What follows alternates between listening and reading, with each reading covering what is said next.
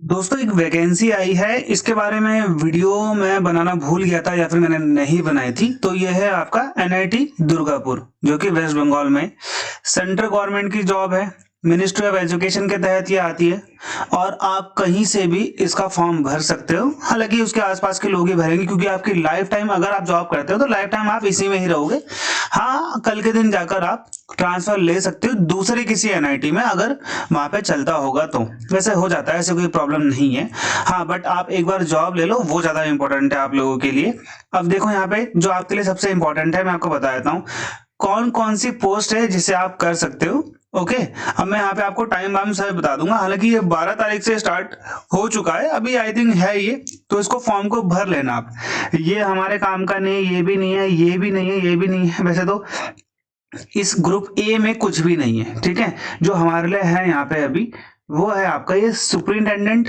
5 post है, level 6 की 70-80 हजार आपके हाथ में, 1,000 रुपए का फॉर्म है। ये याद रखना आप, सुपरिंटेंडेंट। दूसरी जो पोस्ट आती है आपके लिए इंपॉर्टेंट वो है सीनियर असिस्टेंट, ठीक है। 7 पोस्ट है, लेवल 4 की जॉब है, 1,000 आपका यहाँ पे फॉर्म का पैसा लगेगा। तीसरी जो पोस्ट है आपके लिए वो है जूनियर असिस्टेंट। 14 पोस्ट है, लेवल 3 की जॉब है। पहली बार देख रहा हूं मैं एलडीसी का लेवल 3, तो यहाँ पर इन्होंने लेवल 3 दे रखा है और 1,000 आपकी फीस है। लैब अटेंडेंट और ऑफिस अटेंडेंट जिसे हम एमटीएस बोलते हैं, 17 पोस्ट है। अब इन्होंने यहाँ पे नहीं बताई है कि लैब अटेंडेंट की कितनी है और ऑफिस अटेंडेंट की कितनी है, ये नहीं बताया है। 17 पोस्ट है, लेवल 1 की जॉब है और 1,000 रुपए यहाँ पे आपसे लिए जाएंगे फॉर्म भरने के। अब देखो 12 नवंबर 2025 से आपको ये फॉर्म भरना था और 21 दिन तक ये चलेगा। तो भाई फॉर्म को भर लेना, मेरे हिसाब से मैं आपको यही बोल रहा हूं, ठीक है। तो आपको इस फॉर्म को भर लेना चाहिए।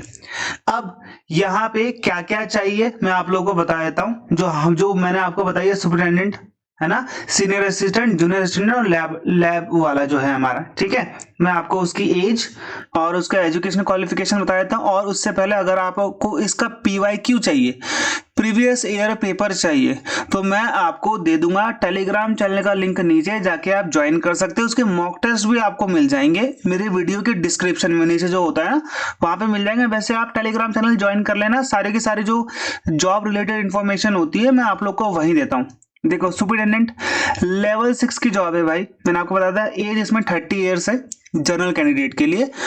या तो आपके पास बैचलर डिग्री होनी चाहिए, यानी कि ग्रेजुएशन फर्स्ट डिवीजन से, यानी कि 60% से ऊपर आपकी परसेंटेज, 60 से 60% से ऊपर जो आपकी परसेंटेज है वो होनी चाहिए। अगर नहीं है और अगर आपने मास्टर डिग्री करी हुई है 50% मार्क्स के साथ, तो भी आप एलिजिबल है। समझ में आ गया? या अगर आपका बैचलर डिग्री है 60% के साथ में तो आप इसे अप्लाई कर सकते हैं। अगर नहीं है तो आपके पास मास्टर्स होना बहुत जरूरी है 50% मार्क्स के साथ। बस इसमें यही मांगा हुआ है। सीनियर असिस्टेंट में 12th मांगा गया है और टाइपिंग मांगी गई है। 33 साल इसमें लास्ट एज है भाई अप्लाई करने की। अब ये खुद ही देख लो आप, सुपरिटेंडेंट का 30 साल है और सीनियर असिस्टेंट का 33 साल है, ठीक है। तो यहाँ पे जूनियर असिस्टेंट का 27 साल लास्ट है, 12th और टाइपिंग मांगी गई है। लैब अटेंडेंट और ऑफिस अटेंडेंट में अलग अलग चीजें हैं। देखो यहाँ पे लैब अटेंडेंट में साइंस मांगी गई है और ऑफिस अटेंडेंट में सिर्फ 10+2 मांगा गया है, जो कि आपका किसी भी स्ट्रीम से चलेगा, ठीक है। अब यहाँ पे इन्होंने बताया नहीं कि 17 जो पोस्ट थी ये वाली, कितनी लैब अटेंडेंट की और कितनी ऑफिस असिस्टेंट की। आप लोग भर लेना फॉर्म को, ऐसी कोई प्रॉब्लम नहीं है। चलो एक बार हम लोग सिलेबस देख लेते हैं क्या क्या है जो हमारे काम का है, ठीक है। देखो यहाँ पे हम लोग सीधा चलते हैं हमारे सुपरिटेंडेंट में, ठीक है, जो हमने सबसे पहले इस फॉर्म को भरना है। Just wait, assistant registrar, librarian, ठीक है। इसका ये नोटिफिकेशन और इसका दोनों मैं ये डाल दूंगा टेलीग्राम चैनल पे, जाके देख लेना। देखो अभी फेज 1 की बात नहीं करेंगे, फेज 1 में सभी का सेम सिलेबस है, इसलिए मैं आपको नहीं बता रहा हूं। देखो 1.5 घंटे का पेपर होगा, 100 क्वेश्चन 100 मार्क्स के होंगे। नेगेटिव मार्किंग इन्होंने यहाँ पे नहीं बता रखी है। फेज 2 जो होगा वो स्किल टेस्ट होगा, मतलब कि डोमेन टेस्ट, स्किल टेस्ट एक ही होता है। स्किल टेस्ट में टाइपिंग नहीं है, इसमें नो टाइपिंग, याद रखना, ठीक है। अब ये जो पेपर होगा आपका, अब यहाँ पे आप ध्यान दो। अब यहाँ पे इन्होंने क्या बोला, तो इवैल्यूएशन होगा फेज 1 का। इसका ये तभी होगा जब आप ये वाला फेज 2 जो है स्किल टेस्ट जो है ये आप क्वालिफाई करोगे। कहने का मतलब है ये दोनों एक ही दिन में होंगे ना, ऐसा तो होगा नहीं कि फेज 1 आपका ये हो गया, 2 महीने बाद आपका फेज 2 होगा, फिर फेज 2 चेक होगा, फिर आपका फेज 1 चेक होगा। इसका मतलब ये है कि दोनों ये एक साथ होंगे, तभी तो जब आप इसमें पास करोगे तभी आपका ये चेक होगा। अगर आपका ये हो गया उसके बाद 3 महीने बाद 2 महीने बाद आपका फेज 2 होगा, फेज 2 फिर चेक होगा, फिर आपका फेज 1 फिर चेक होगा, ऐसा तो नहीं हो पाएगा, है ना। तो इसमें तो लेट हो जाएगी।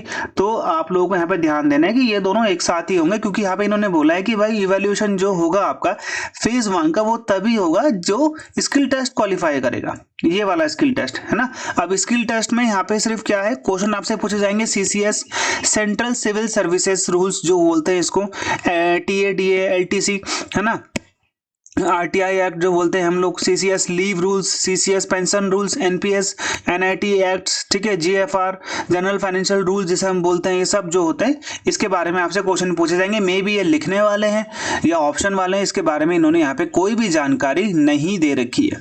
ओके, जहां तक मुझे पता है ये लिखने वाला ही होगा शायद से, ठीक है।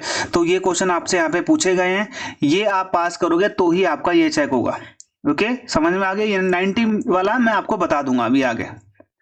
अब ग्रुप सी की पोस्ट में आते, सीनियर असिस्टेंट में सेम वही पैटर्न है जो कि इस सुपरिटेंडेंट में था।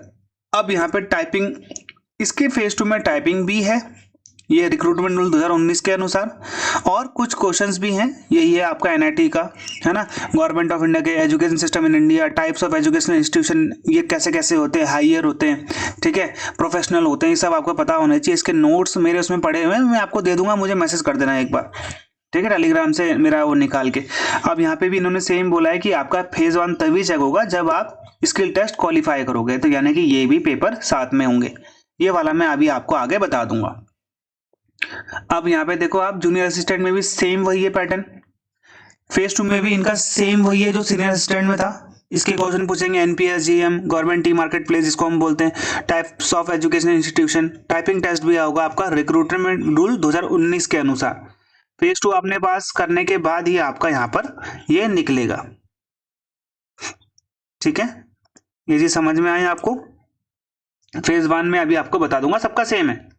अब यहाँ पे देखो आप, लैब अटेंडेंट में सेम वही पैटर्न है जो कि पहले था फेज 1 का।